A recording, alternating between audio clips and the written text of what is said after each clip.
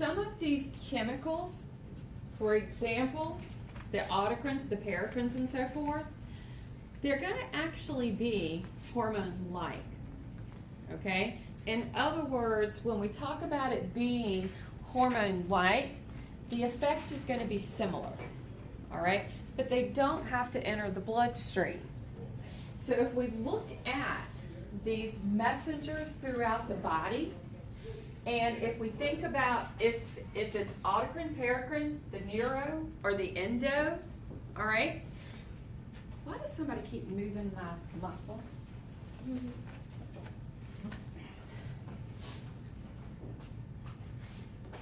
That autocrine, hormone-like, because it's a chemical that's going to get released, but it doesn't enter the bloodstream.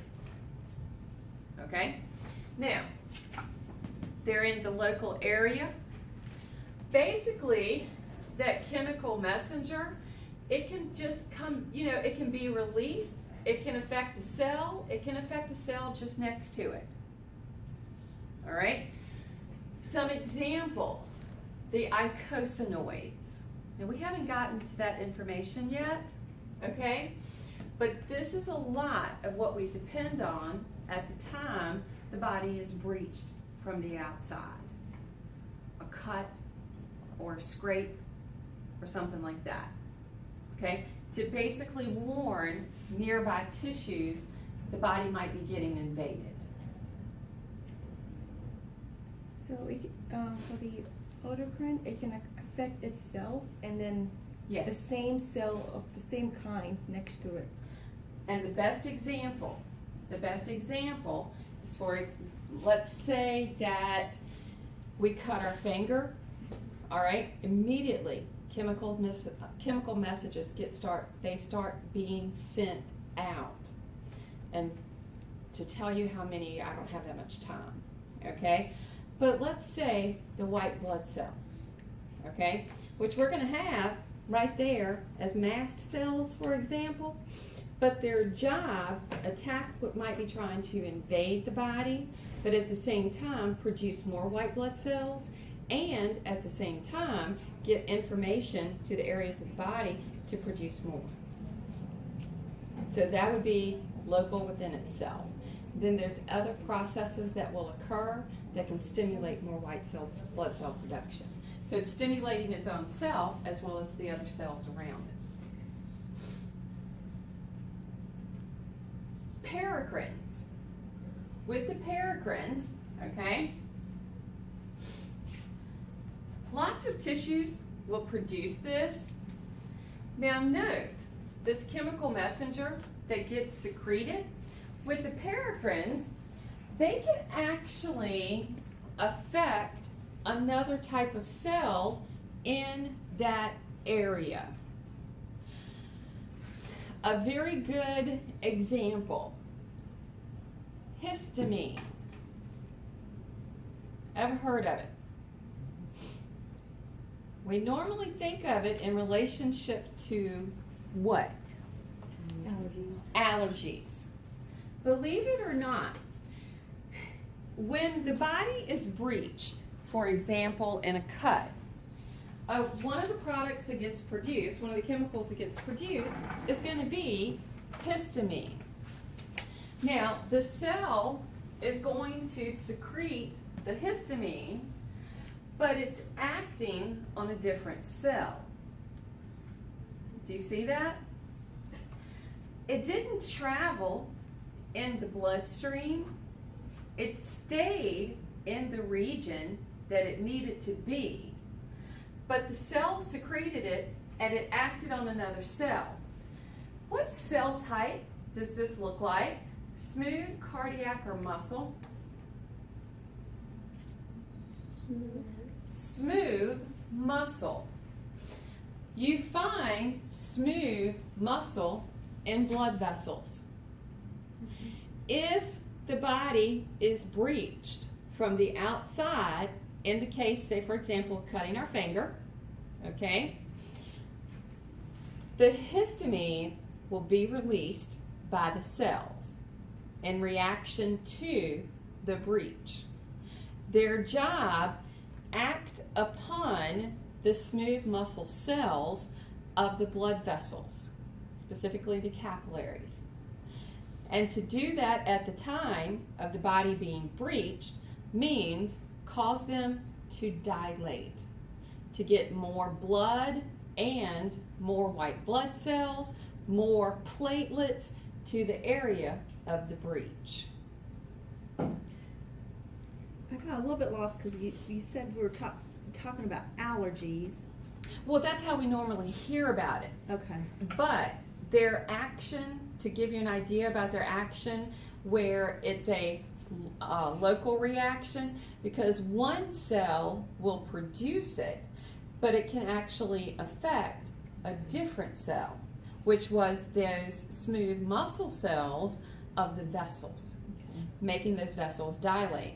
In the case of like our allergies, the histamine that we think of with that, that's going to be affecting, believe it or not, the vessels also, but just the allergy reactions, watery eyes, runny nose. So does the paracrine system, the chemical messengers, do they have targets? Or is that just in the endocrine? The histamine, at like the time, the histamine, one of the biggest things it's going to act upon, whether we're thinking about it in an allergy reaction or in the reaction of the body being breached, okay? Dilate the vessels. Dilate the blood vessels. Get more blood flow to the area. So they don't attach to a target cell? Well, the smooth muscle, they will act on that smooth muscle cell. Okay. Now, target specifically, there would just simply be the ability of that smooth muscle cell to accept that chemical. The neurotransmitters I'm not going to go back into because I feel like we've covered those. All right. The synaptic cleft, where we got the terminal buds, we've got the release of the chemical, and something has to accept it. All right. Endocrine glands. The endocrine glands, they're chemical messengers. They're products that they're going to produce. The cells of those glands will give rise to the hormone. And there, from that point, they are going to enter the bloodstream. So the glands that are going to make up the endocrine system are going to be highly vascularized. And their job is to get the product into the bloodstream so that it can affect another area of the body. For example, follicle stimulating hormone, FSH, will be released by that anterior pituitary gland, and in a female will travel to the ovaries and affect the follicles. In a male, it'll travel to the testes and affect the testes and the production of testosterone. So they're produced in one area and they got to travel to another. So they have to be carried in the bloodstream. So the endocrine system, characteristics of it. It's going to be made up of endocrine glands and then some specialized cells throughout the body. The glands are going to secrete those chemical messengers that we know as the hormones. That's how I want to refer to them from this point forward. Okay? So if I say hormone, realize I'm talking about a chemical messenger. If I say chemical messenger, realize I'm talking about a hormone.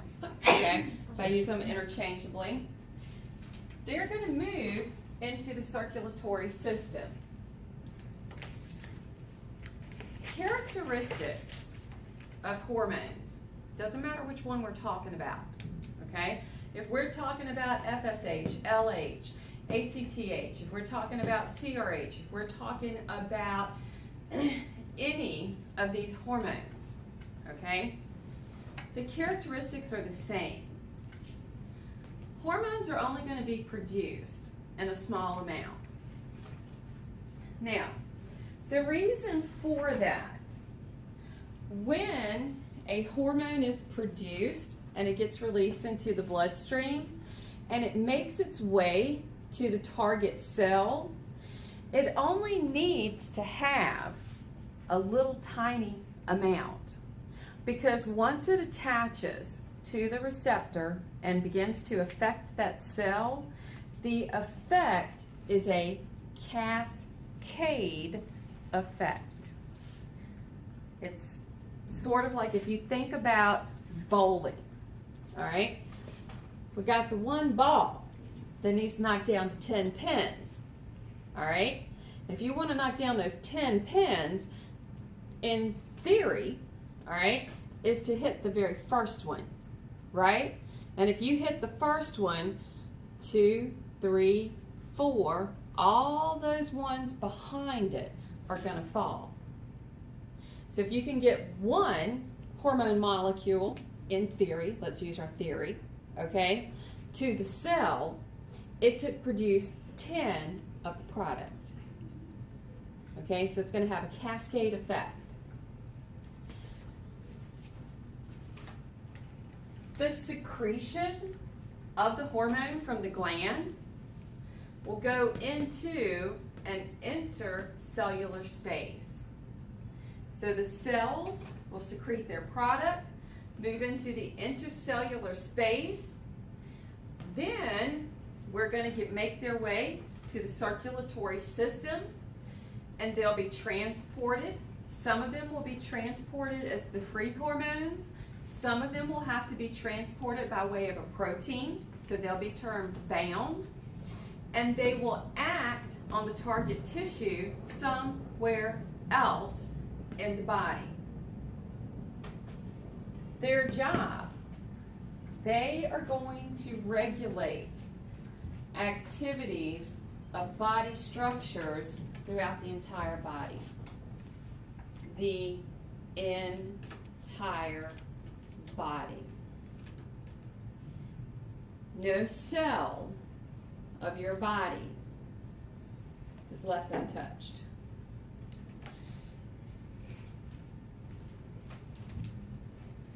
Don't really worry about that right now, because that's going to come to us and we're going to remember it as we go through.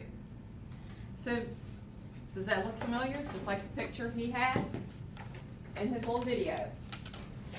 These are going to be the glands that are going to be the producers.